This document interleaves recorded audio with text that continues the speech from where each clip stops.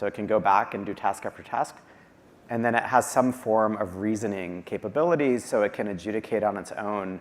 You said that you wanted a trip to Florida, but let me actually make sure that these are the 3 cities you wanted to go to, and let me confirm it and double check it, and then maybe even suggest some things to you versus just being a passive piece of all this. And so I think right now there's sort of the hype and the reality.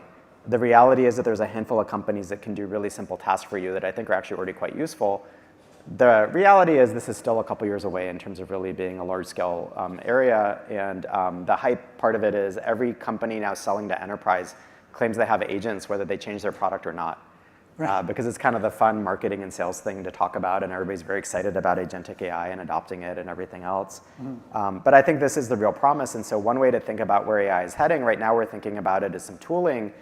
Eventually you're going to be buying units of human labor. And you'll be buying different units of human labor online. You're going to be buying legal labor. You're going to be buying accounting labor. You're going to be buying coding. You're going to be buying units of time with these highly complex bots running in the cloud that will be doing work on your behalf. And some of that will be very deep work. And so if you think about what you have right now in ChatGPT or Perplexity or some of these other tools, you basically have an intern. It's very eager. It's trying to get things done. It kind of screws things up and you have to correct it, right? You're like, don't do that again, please. And if you curse at it, it says, please don't curse at me, right?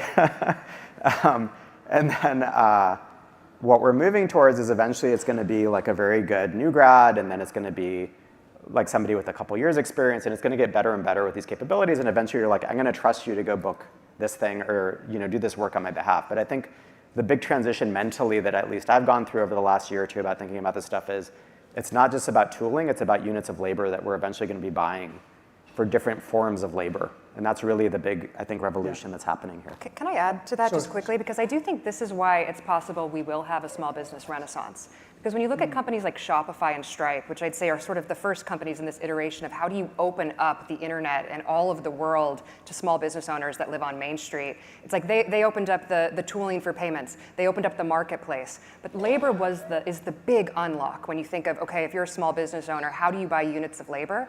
And so when all of that cost goes close to zero, the friction to start a new business is incredibly low. And so I think we're just going to see the small business, like a real Main Street small business, not venture back, but small business renaissance, where people are building because it's very easy to build. And so we're going to see a lot of labor actually move to entrepreneurship. So you'll see the labor class go to the owner class. And I think that's something that we haven't seen in really human history. Evan, I beg your pardon. So just building on the agent point, so we've got an agentic system in our platform for managing cross-border trade. And obviously in this environment, that's a helpful thing to have.